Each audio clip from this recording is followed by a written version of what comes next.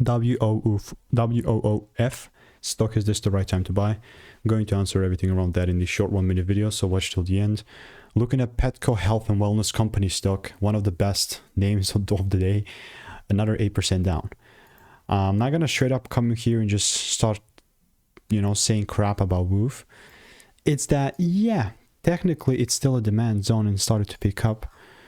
So there's nothing stopping me from trying out these bullish waters and whatnot. Saw this first break. Had the top here. Totally not a buy if the price doesn't show me the shit here. Right, I'm just saying.